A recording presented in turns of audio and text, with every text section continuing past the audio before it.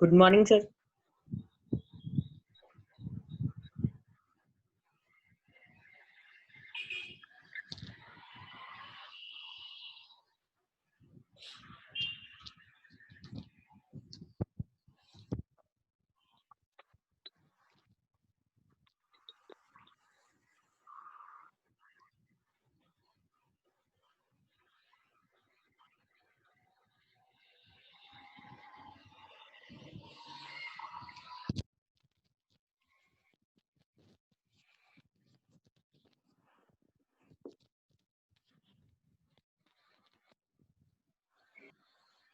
उनके क्लास से कुछ Good पूछना morning, किसी sir. को?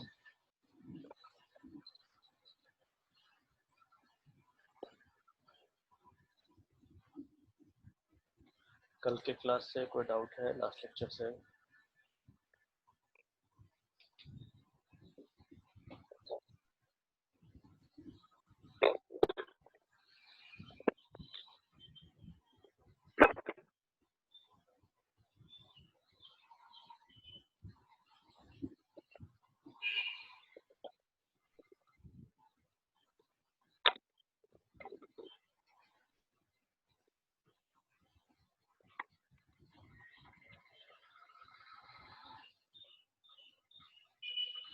बाकी लोग, आप लोग कोई डाउट?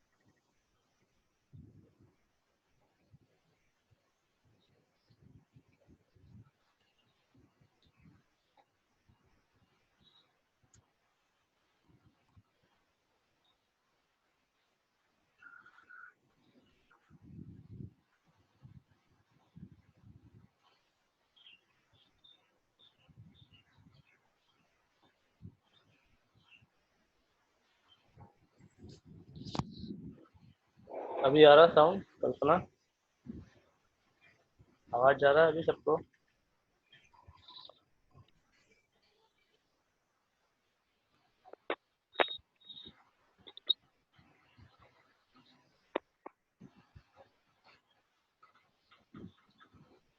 तो क्या पीडीएफ दिख रहा है क्या?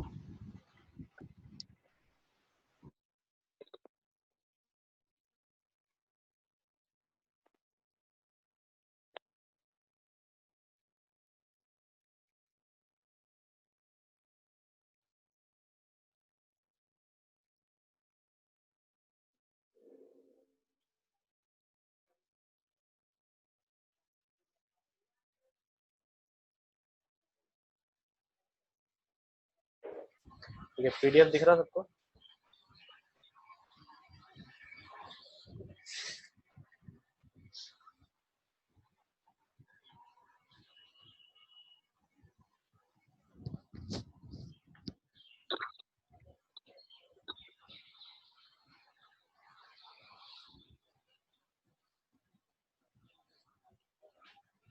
तो कल आपको वैलेंस बॉन्ड थ्योरी बताए थे, देन हाइड्रोजन बताए थे और हीलियम बताए थे।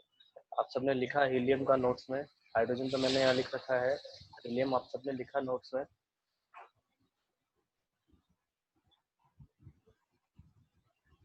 हाँ, किन किन लोगों ने लिखा हीलियम को भी?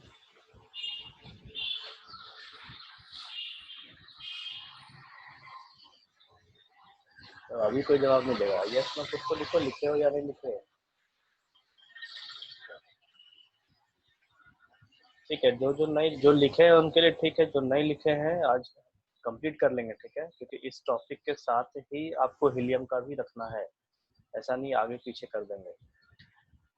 Then next, postulates of valence bond theory हमने कल देखा था ये, ठीक है। इसमें हाफ फील्ड और फुल फील्ड का कल बताए थे आपको कि हाफ फील्ड और अपोजिट स्पिन वाला जो इलेक्ट्रॉन होता है वही ओवरलैप करता है।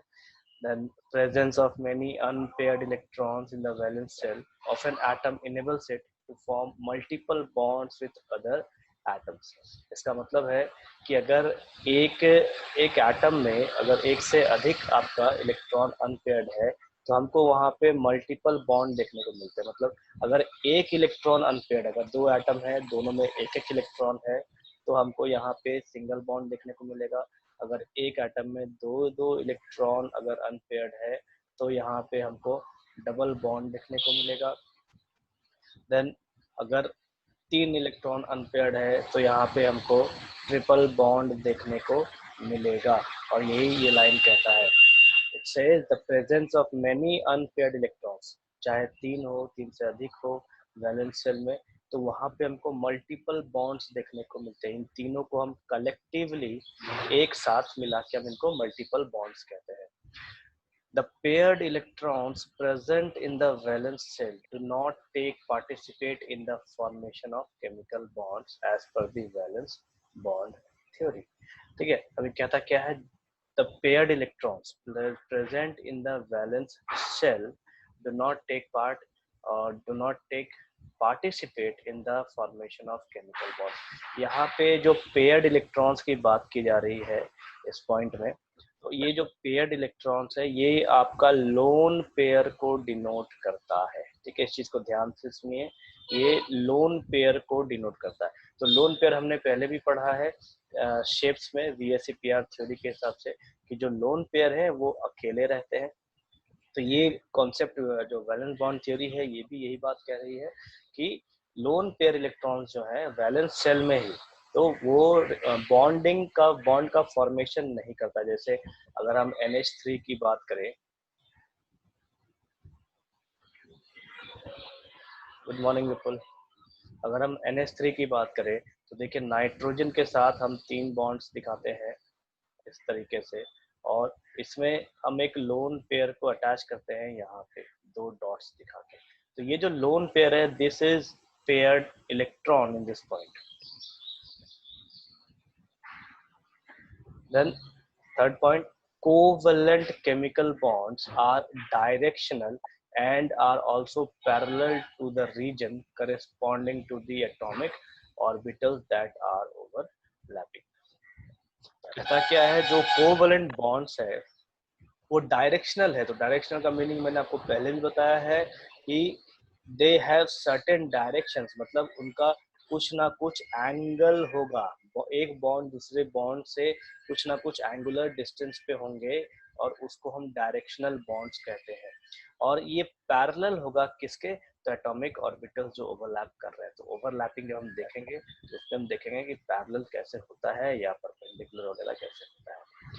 Then next point, point number 4, sigma bonds and pi bonds. ठीक, अब ये दो पॉइंट है, ये हम नेक्स्ट टॉपिक में पढ़ेंगे। जो हमारा नीचे का यहाँ आपको टॉपिक दिख रहा है ऑर्बिटल ओवरलैप कॉन्सेप्ट, क्या है? Sigma bonds and pi bonds differ in the pattern that the atomic orbitals overlap in. The pi bonds are formed from sidewise overlapping, whereas the overlapping along the axis containing the nuclei of the two atoms leads to the formation of sigma bonds. ठीक है, अभी देखो ये चौथा point को छोड़ के आप बाकी तीनों पॉइंट एक बार रीड आउट कर लीजिए, कोई डाउट है तो पूछ लीजिए, क्योंकि ये चौथा पॉइंट हमारा नेक्स्ट टॉपिक में क्लियर होगा। तो डाउट है बाकी 3 पॉइंट्स में, पढ़ लीजिए, पूछ लीजिए।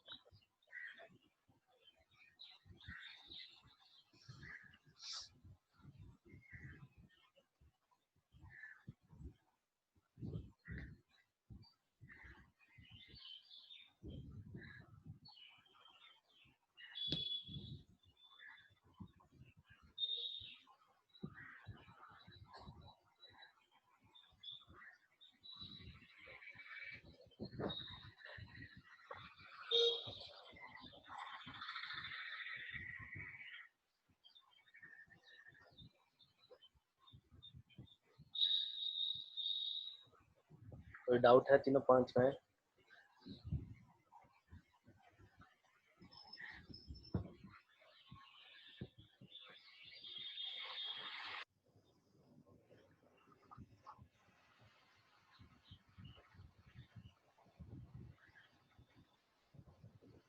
तीनों पॉइंट्स में कोई डाउट है कि नहीं को?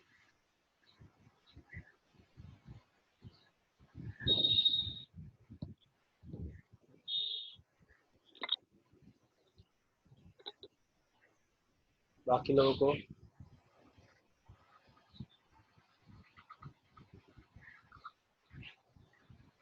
सेकंड वाला,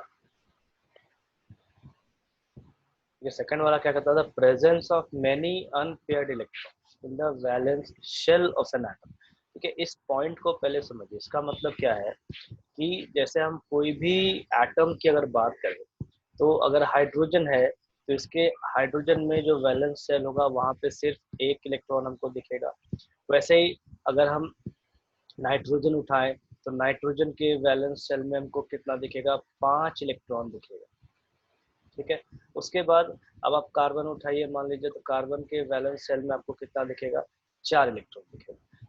ठीक है, तो इस तरीके से जब हम बॉन्डिंग करते हैं मान लो, तो कार्बन अगर CH4 बना रहा है, ठीक, तो इस CH4 में इसका हमको बॉन्ड फॉर्मेशन कैसा दिखेगा?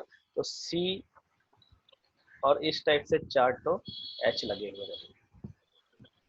ठीक है, लेकिन इसी जगह पे अगर मैं C2H4 की बात करूं, सी हाँ C2H4 की अगर हम बात करें, तो इसमें देखो हमारे पास डबल बॉन्ड आ जाएगा, और तब जाके हमको अरेंजमेंट या ऐसा स्ट्रक्चर फॉर्मूला हमको देखने को मिलता है, स्ट्रक्चर फॉर्मूला। ठीक है, तो ये यहाँ पे हमको क्या मिल रहा है? यहाँ पे डबल बॉन्ड दिख रहा है। ये डबल बॉन्ड क्यों दिख रहा है? तो हाइड्रोजन एटम्स यहाँ कम है, तो कार्बन करता क्या है कि अपनी स्टेबिलिटी बनाने के लिए या वैलेंस को इलेक्ट्रॉन्स को पूरा करने के लिए डबल बॉन्ड का फॉर्मेशन करता है। तो ये कब होता है? जब हमारे पास मल्टीपल इलेक्ट्रॉन्स रहेंगे वैलेंस शेल में। मल्टीपल कहने का मतलब है जो एक से अधिक होता हो उसमें। ठीक है, तो उस कंडीशन में ये क्या करता है? डबल बॉन्ड, ट्रिपल बॉन्ड, ये सब बनाना चालू करता है। और इसके साथ जो इलेक्ट्रॉन्स वैलेंस शेल में है, जो बॉन्डिंग में नहीं भाग ले रहे हैं, उनको हम कहते हैं लोन पेयर। ठीक है, तो वो चीज यहाँ पे बताया जा रहा है। जैसे यहाँ पे देखिए आपके पास नाइट्रोजन है, अगर जो एग्जांपल अभी मैंने दिया था NH3, तो इसमें एक लोन पेयर हमको दिखता है। तो ये जो लोन पेयर है ये है तो वैलेंस शेल में, लेकिन इसका बॉन्डिंग नहीं होता, तो इसको हम यहाँ पे पेयर्ड इलेक्ट्रॉन्स भी कहते हैं। ठीक है, वही सेकंड पॉइंट कह रहा है कि पेयर्ड इलेक्ट्रॉन्स जो वैलेंस शेल में होता है वो केमिकल बॉन्ड बनाने में कोई मदद नहीं करता, वो अपना अकेला पड़ा हुआ रहता है। एक होता है ना, अगर 7-8 लोगों का ग्रुप है, उसमें अगर कोई रईस लड़का है जिसके बहुत पैसे होते हैं, थोड़ी अकड़ होती है उसके अंदर, ठीक है, तो बाकी सबसे थोड़ा अलग ही चलता है, तो वो अकेला बैठा रहेगा। बाकी लोग अगर एक तरफ जाएंगे तो अकेला एक तरफ बैठा रहता है। तो वैसा ही हमारे पास लोन पेयर की भी हम बात कर सकते हैं, जो इलेक्ट्रॉन पेयर से यहाँ प्रेजेंट है। ठीक है, तो ये भी बॉन्डिंग नहीं करता, क्यों? क्योंकि इसके पास ऑलरेडी एक्स्ट्रा इलेक्ट्रॉन है, मतलब ये कंप्लीट हो रखा है अपना वैलेंसीज का, इस वजह से ये हमको पड़ा हुआ मिलता है। क्लियर है अभी प्रियांशु? देखिए over orbital overlap concept. Pair electron participate इसलिए नहीं करता क्योंकि उसका ऑलरेडी 2 इलेक्ट्रॉन फुलफिल्ड है। हमने ये भी पढ़ा है कि एक सेल में जो एक ऑर्बिटल की जब हम बात करते हैं तो एक ऑर्बिटल में मैक्सिमम 2 इलेक्ट्रॉन हो सकता है। ये हमने एटॉमिक स्ट्रक्चर में पढ़ा था। अगर हम एस ऑर्बिटल की बात करें तो वो स्फेरिकल शेप का होता है और उसमें 2 इलेक्ट्रॉन होते हैं। उसी तरीके से अगर हम पी ऑर्बिटल की बात करें तो उस पी ऑर्बिट एक ऑर्बिटल में हमको 2 इलेक्ट्रॉन देखने को मिलता है। ठीक। अगर हम डी ऑर्बिटल की भी बात करें तो डी ऑर्बिटल में भी हमको 2 इलेक्ट्रॉन देखने को मिलेगा। एफ ऑर्बिटल के में भी 2 इलेक्ट्रॉन देखने को मिलेगा। ठीक है। अब देखो कलेक्टिवली कलेक्टिवली जब हम बात करें तो हमको यहाँ टोटल 6 होता है, लेकिन ये 6 बटा हुआ किसमें होता है? तो 2 2 और 2 में बटा होता है। ठीक, इस तरीके से। फिर जब हम डी में बात करें तो डी में हमको कलेक्टिवली देखने को मिलता है 10, लेकिन ये बटा हुआ कितने में होता है? तो 2 2 2 ऐसे करके 5 भाग में ये बटा हुआ होता है। ठीक है। तो अगर इसका 2 ऑर्बिटल कंप्लीट हो जा रहा है, 2 इलेक्ट्रॉन कंप्लीट हो जा रहा है, तो ये एक्स्ट्रा कहाँ से लेगा? इसके पास तो जगह ही नहीं है। तो यूं कह सकते हैं कि अगर घर का एक कमरे में 2 आदमी के रहने की कैपेसिटी है और हम 3 को जगह देंगे, जाहिर सी बात है मार पिटाई तो होगी उसमें। तो सेम कंडीशन यहाँ है कि एक ऑर्बिटल में मैक्सिमम 2 इलेक्ट्रॉन रह सकता है। ठीक।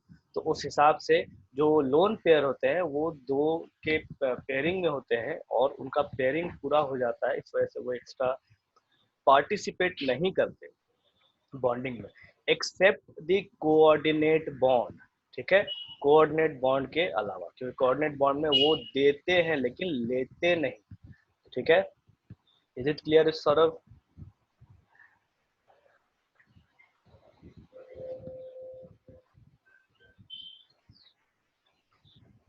सौरभ क्लियर हुआ? चलो देखें हम ऑर्बिटल ओवरलैप कॉन्सेप्ट। ठीक है, एक सेकंड।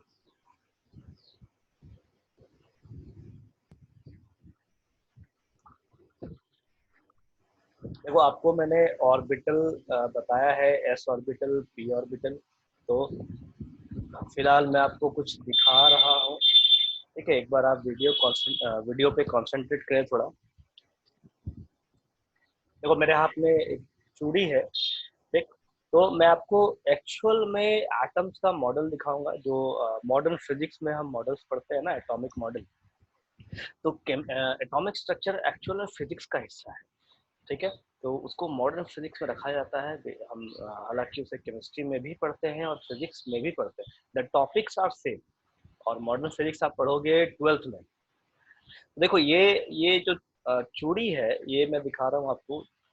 कंसिडर कीजिए दिस इज योर सेल। ठीक।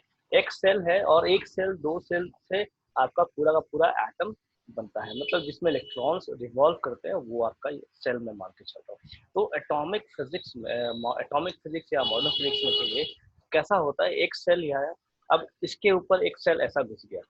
ठीक है, मतलब ये जो चूड़ी है, अगर आप इसको घुसाओ, छोटी छोटी चूड़ी ले लो, उसके बाद एक चूड़ी को दूसरे के अंदर घुसाओ, फिर इन दोनों को आप एक तीसरे चूड़ी के अंदर घुसाइए। ठीक है। तो आपको एक अरेंजमेंट देखने को मिलेगा। अब अरेंजमेंट कैसा देखने को मिलेगा मैं आपको दिखाता हूँ बोर्ड पे। तो ये अरेंजमेंट आपको लगभग इस टाइप का मिलेगा। ये मान लो एक सेल है आपका, उसके बाद एक ऐसा, के बाद एक ऐसा। देखो ये थोड़ा ड्राइंग का परफेक्शन नहीं हो पाता है, फिर भी कोशिश करता हूँ।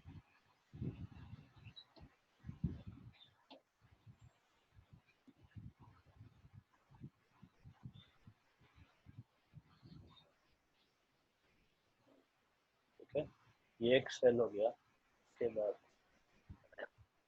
ये एक सेल हो गया,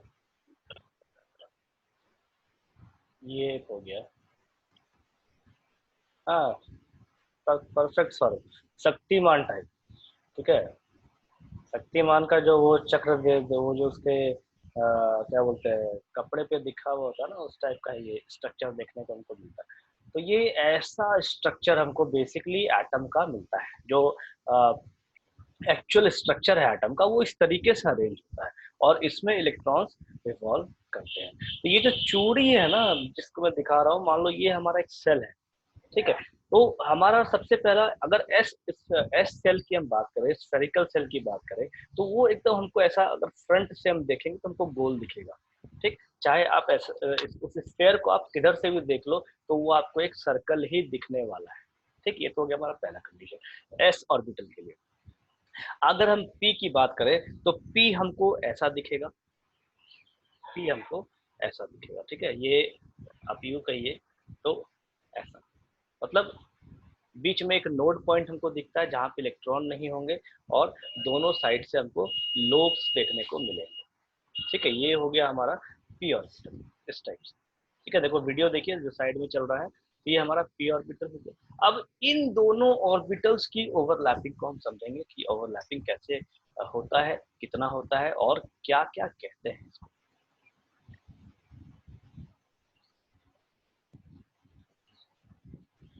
ठीक, तो उससे पहले थोड़ा जो ये लिखा हुआ है उसे हम पढ़ लेते हैं, क्या है लिखा हुआ है इसमें। The main requirement for sharing of electrons is only a single electron must be present in an orbital of the outer shell। ठीक है, तो ओवरलैपिंग के लिए आउटर सेल में एक इलेक्ट्रॉन होना चाहिए, मतलब एक ऑर्बिटल में एक ही इलेक्ट्रॉन होना चाहिए। Such an orbital that is containing an odd electron will combine with another orbital containing an odd electron but of opposite sign। मतलब दोनों का स्पिन, सॉरी साइन स्पिन, दोनों का स्पिन अलग अलग होना चाहिए। स्पिन कहने का मतलब क्या है, हमारे पास क्लॉकवाइज एंड एंटी क्लॉकवाइज। तो एक अगर ऊपर क्लॉकवाइज की तरफ दिखेगा, एक हमें नीचे एंटी क्लॉकवाइज दिखना चाहिए। of same kind or of another kind of atom to form covalent bond। same kind कहने का मतलब है या तो हाइड्रोजन हाइड्रोजन के साथ कंबाइन होगा या फिर नाइट्रोजन हाइड्रोजन के साथ कंबाइन होगा। तो यहाँ पे ये सेम काइंड हो गया और ये यहाँ पे ये डिफरेंट काइंड के एटम्स हो गए। ठीक है, तो ये पॉइंट है ये हमारा। Then this combination of orbitals is known as overlapping of orbitals. ये जो कॉम्बिनेशन कहलाता है इसके हम ओवरलैपिंग ऑफ ऑर्बिटल्स कहते हैं। So according to atomic orbital theory, the covalent bond is formed by the overlapping of atomic orbitals having electrons with opposite spins. अब देखिए यहाँ पे हम एटॉमिक ऑर्बिटल्स की बात कर रहे हैं, क्यों? क्योंकि एक एटम दूसरे एटम से जुड़ रहा है और इस एटम का जो सेल है या इस एटम का जो ऑर्बिटल है वो दूसरे ऑर्बिटल पे आके मर्ज हो रहा है, या मर्ज ना कहिए तो आके एक दूसरे से मिल रहा है। ठीक है, इसको हम ओवरलैपिंग ऑफ एटॉमिक ऑर्बिटल्स कहते हैं। Belonging to the external shells of two atoms of same or of different kinds. After overlapping the electron pair now belongs to both the orbitals of two atoms। कहने का मतलब है, अगर मैं इसका structure देखूं, देखिए हाइड्रोजन है, हाइड्रोजन का ये एक ऑर्बिटल बाहर वाला, फिर दूसरा जो हाइड्रोजन है ये हाइड्रोजन का एक ऐसे। ठीक है, अब होता क्या है कि जब ये बॉन्डिंग हो गया तो दोनों ऑर्बिटल इस तरीके से तो रहते नहीं, ये दोनों आपस में मर्ज होने के बाद एक सिंगल ऑर्बिटल बनाते हैं और हमको वो ऐसा देखने को मिलता है।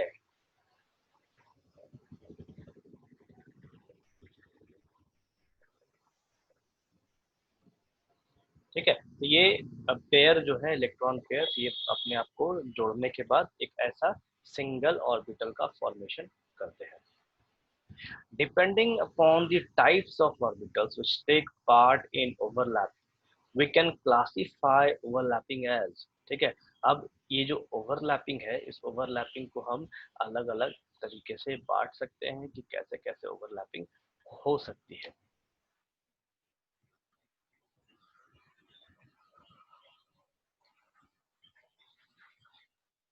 नाइट्रोजन में कैसे ओवरलैप होगा, देखो फिलहाल तो मैं आपको जो ये बता रहा हूँ ओवरलैपिंग कॉन्सेप्ट, ये हम पहले देख लेते हैं कि ऑर्बिटल्स ओवरलैप कैसे करते हैं। ठीक है, और जो मॉलिक्यूल्स की बात होती है, जो मल्टीपल बॉन्ड्स है, वो सब हमको इसी टॉपिक में समझ में आ जाएगा। ठीक, तो जैसे जैसे पॉइंट चल रहा है आगे उसको देखते चले जाइए। सबसे पहला है एस एस ओवरलैपिंग। ठीक है, तो एक हमारे पास ये एक एस, देखिए जहाँ वीडियो दिख रहा है साइड में उसको ध्यान दीजिए, ये मेरे पास एक एस का ऑर्बिटल है और ये मेरे पास दूसरा एस का ऑर्बिटल है। तो इन दोनों का अगर ओवरलैपिंग कराऊं कैसे होगा, ये दोनों आपस में ऐसे चढ़ के दिखेंगे।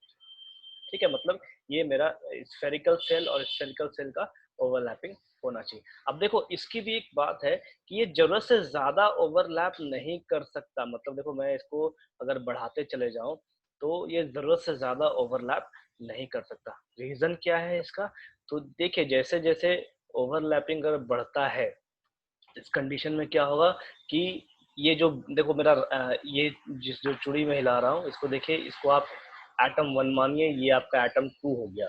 ठीक है, तो इस कंडीशन में क्या है, जैसे ये ओवरलैप होगा तो यहाँ पे फोर्स ऑफ अट्रैक्शन सबसे ज्यादा होगा, फिर जैसे जैसे ये आगे बढ़ेगा वैसे वैसे फोर्स ऑफ रिपल्शन बढ़ना चालू हो जाएगा।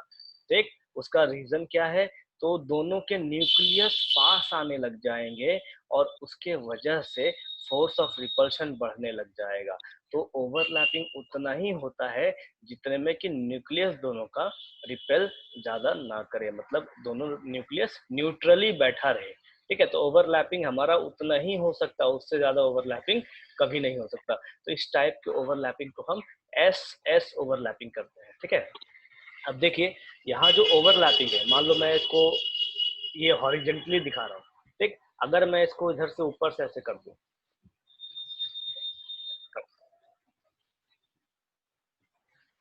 ऑर्बिट नहीं ऑर्बिटल ओवरलैप करते हैं। ठीक है, ध्यान ध्यान रखिए इस चीज का, ऑर्बिटल ओवरलैप करते हैं। ऑर्बिट आपका पूरा का पूरा शेल हो गया। तो जैसे देखो हम इलेक्ट्रॉनिक कॉन्फ़िगरेशन करते हैं ना हमारा, तो उसमें हम क्या करते हैं, 2 8 मान लो 5 ऐसा है मेरे पास। ठीक है, तो इस कंडीशन में क्या, यहाँ पे तो 5 इलेक्ट्रॉन है, लेकिन इस 5 को अगर मैं भरूं, ठीक सपोज कीजिए यहाँ पे 1 2 3, तो 1 इलेक्ट्रॉन, 2 इलेक्ट्रॉन और 3 इलेक्ट्रॉन, फिर चौथा इलेक्ट्रॉन, पांचवा इलेक्ट्रॉन। तो इस कंडीशन में हमारे पास ये पूरा का पूरा हम एक सेल कहते हैं। ठीक है, सेल कहिए चाहे इसे आप ऑर्बिट कहिए। ठीक, तो ऑर्बिट अगर हम कहते हैं कि ऑर्बिट ओवरलैप करता है तो इसका मतलब है कि पांचों इलेक्ट्रॉन यहाँ पे बॉन्डिंग में जाना चाहिए, तो हमको 5 बॉन्ड बनते दिखना चाहिए। ठीक है, लेकिन इस केस में कैसा है, जो अनपेयर्ड है वो सिर्फ एक ही इलेक्ट्रॉन है। तो ये जो एक ऑर्बिटल है इसको हम कहेंगे वन ऑर्बिटल। तो ये जो ऑर्बिटल है ये बॉन्डिंग में जाएगा। ठीक है, तो ये सिंगल ऑर्बिटल हमको एक ही बॉन्ड बना के देगा, बाकी जो है ये लोन पेयर कहलाएगा। ठीक है, ये दोनों लोन पेयर कहलाएंगे और बॉन्डिंग के लिए सिर्फ और सिर्फ ये जाएगा, जिसे हम बॉन्डिंग इलेक्ट्रॉन भी कह सकते हैं। Is it clear Rupam, shell orbit orbital में क्या फर्क है?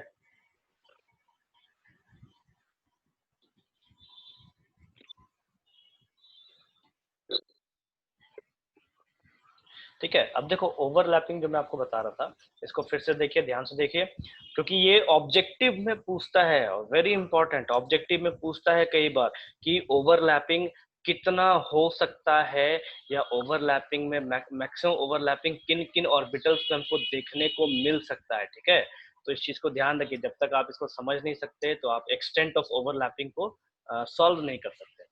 तो सेम रेट क्या है, अभी मैंने आपको ये हॉरिजॉन्टल केस के लिए दिखाया, अब मान लो मैं इसे वर्टिकली ऐसा रख दूं, तो वहां पे भी हम यही काम करेंगे और वहां पे भी हमारा यही रीजन होगा कि जैसे जैसे ओवरलैपिंग बढ़ेगा, जैसे जैसे ये ओवरलैपिंग बढ़ेगा वैसे वैसे न्यूक्लियस के बीच में फोर्स ऑफ रिपल्शन बढ़ेगा, तो ये इसको वापस धक्का मारेगा, जिसके वजह से हमको क्या है, ओवरलैपिंग कम होता हुआ दिखेगा। क्योंकि स्फेयर है तो स्फेयर में हमको जो ओवरलैपिंग दिखेगा वो हर साइड से एक जैसा ही देखने को मिलेगा। ठीक है, ध्यान दीजिए इस चीज को, इससे हमारा सिग्मा एंड पाई बॉन्ड निकल के आएगा। ठीक है, जो मैं अभी बता रहा हूँ आपको। ठीक, अब देखो यहाँ से मैं इसको करूँ तो हमको ऐसा ही दिखेगा, अगर यहाँ पे रखूँ टेढ़ा और ऐसे करूँ ओवरलैपिंग तो भी वही दिखेगा, अगर यहाँ रख के ओवरलैपिंग करूँ तो भी हमको वही चीज दिखने वाला है, यहाँ रख के करूँ तो भी हमको ओवरलैपिंग वही दिखेगा, और अगर नीचे से मैं कराऊं, अगर नीचे से ओवरलैपिंग कराऊं तो भी ओवरलैपिंग हमको वही चीज दिखने वाला है। ठीक है, सब ओवरलैपिंग हमको एक जैसा ही दिखने वाला। क्यों? क्योंकि ये पूरा का पूरा स्फेयर है और स्फेयर कहीं से भी आप देख लो एक ही चीज दिखने वाला। तो ये एक ओवरलैपिंग है एस एस ऑर्बिटल की। अब हम बात कर लेते हैं एस और पी ऑर्बिटल की।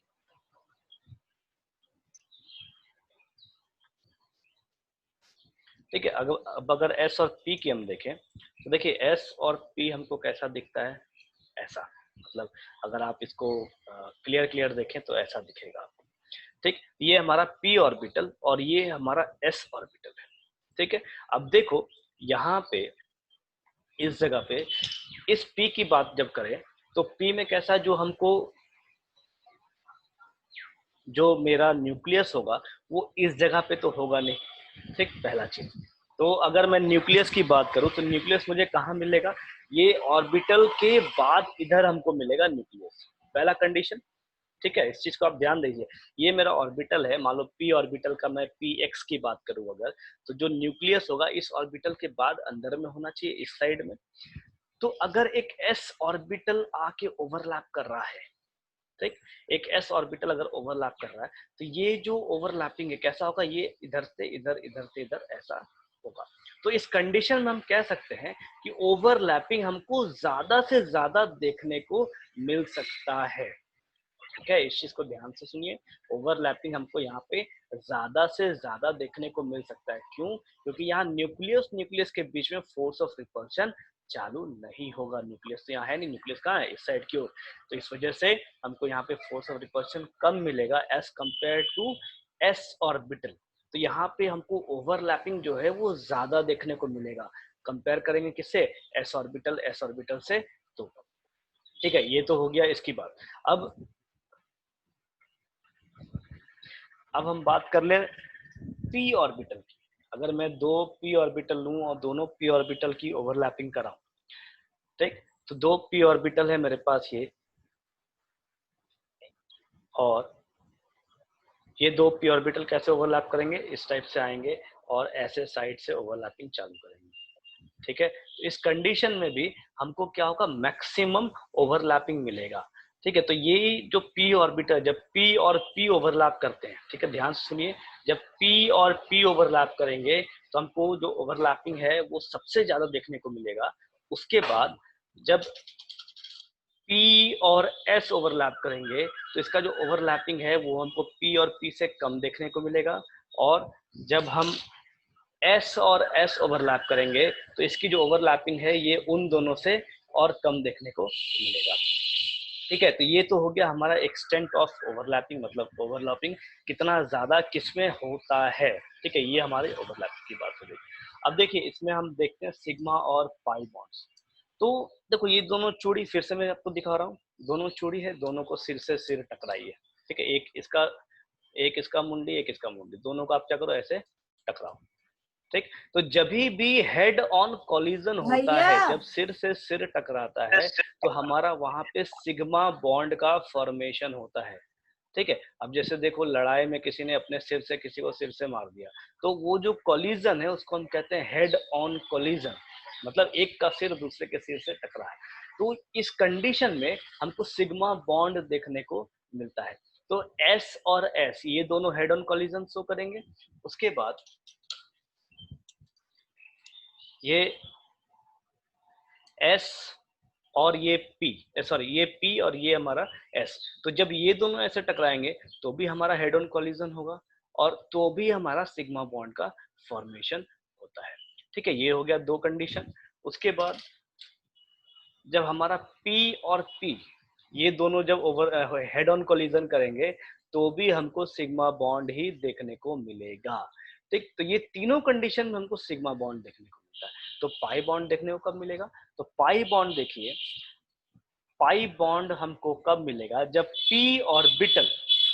पी ऑर्बिटल ऐसा साइड से आके एक दूसरे से जुड़ रहे हैं तब।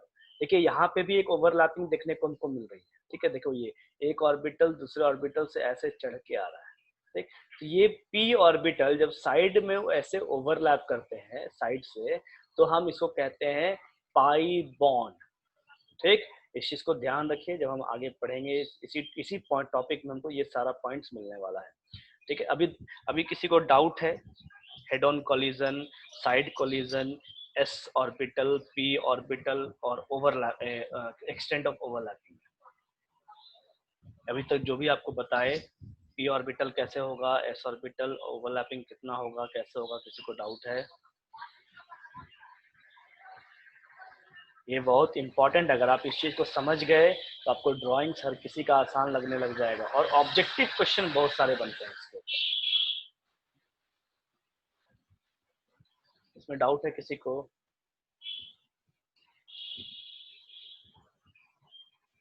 एक और बार रिपीट, मतलब पूरा टॉपिक या कोई पॉइंट? नंदनी,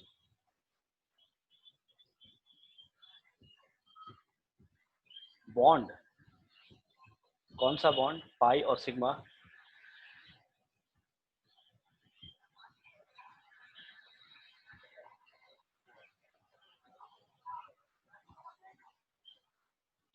पाई बॉन्ड में एस और एस बॉन्ड फॉर्म होता है या नहीं? पाई बॉन्ड में स्फेयर नहीं, मतलब स्फेरिकल ऑर्बिटल नहीं आता है। ठीक है, पहला चीज वो इसलिए कि अगर मैं मान लो पाई बॉन्ड की बात करें, तो अगर जैसे ये मेरा पी ऑर्बिटल है, ठीक है, तो पी ऑर्बिटल में अगर मैं इधर से भी एस लगाऊं तो ये भी मुंडी मुंडी ही टकराएगा। पाई बॉन्ड कैसा है, ऊपर भी जुड़ना चाहिए और साथ में नीचे भी जुड़ना चाहिए, लेकिन एस ऑर्बिटल दोनों को कहीं एक तरफ से ही लगा सकता है, दोनों साइड से लगाएगा नहीं। ठीक है, इसीलिए पाई बॉन्ड के लिए हमेशा दो पी ऑर्बिटल का होना बहुत जरूरी है। इसके बाद और किसका है doubt? Pi bond and S और पी का फिर से रिपीट कर दीजिए। पाई बॉन्ड, चलो ठीक है, देखो फिर से देखो, एस ऑर्बिटल एस ऑर्बिटल, ठीक है, अगर एस ऑर्बिटल दोनों आके हेड ऑन टकराते हैं, मतलब दोनों का अगर सिर आके टकराता है, ठीक है, तो इस सिर को टकराने में हमको ये सिग्मा बॉन्ड मिलता है, मतलब एक सिंगल बॉन्ड का फॉर्मेशन होता है जिसको हम कहते हैं सिग्मा बॉन्ड। ठीक है, सिग्मा बॉन्ड हमेशा मुंडी से मुंडी टकराएगा तब बनेगा। अब इसी जगह पे आप क्या कीजिए, इस P को ले लीजिए, ये मेरे पास P ऑर्बिटल है, ठीक है, P ऑर्बिटल है, अगर P ऑर्बिटल से मैं ये S ऑर्बिटल को ऐसे टकरा रहा हूँ, या यूं कहिए तो एक S ऑर्बिटल P ऑर्बिटल में आके ऐसे ओवरलैप कर रहा है, ठीक है, तो ये जो ओवरलैपिंग होगा, ये जो बॉन्ड का फॉर्मेशन होगा, यहाँ पे हम क्या कहेंगे कि सिग्मा बॉन्ड का फॉर्मेशन हो रहा है, और ये एक्सटेंट ऑफ ओवरलैपिंग हमें ज्यादा देखने को मिलेगा। तो सिग्मा बॉन्ड हमको कहाँ कहाँ देखने को मिलेगा? जब एस ऑर्बिटल ओवरलैप करेंगे, जब S orbital P orbital overlap करेंगे, या फिर जब पी ऑर्बिटल और पी ऑर्बिटल दोनों ओवरलैप करेंगे। ठीक है, ये तो मैं आपको ड्राइंग से ऐसे समझा रहा हूँ, एक बार ड्राइंग भी दिखा देता हूँ आपको बोर्ड पे। तो देखो ये मेरे पास एस ऑर्बिटल है, ठीक, जब एस ऑर्बिटल दोनों ओवरलैप करेगा तो इस कंडीशन में हमको ये सिग्मा बॉन्ड का फॉर्मेशन करके देगा। ठीक, उसी जगह पे जब पी ऑर्बिटल और पी ऑर्बिटल अगर ओवरलैप करेगा तो भी हमको एक सिग्मा बॉन्ड का फॉर्मेशन देखने को मिलेगा। ठीक है, उसके बाद जब एक एस और पी ओवरलैप करेगा इस तरीके से, एस पी, तो भी हमको एक सिग्मा बॉन्ड देखने को मिलेगा। ठीक है, ये एक मिल जाएगा। उसके बाद जब हम पाई बॉन्ड की बात करें तो एक पी ऑर्बिटल और इस तरीके से एक और पी ऑर्बिटल आएगा,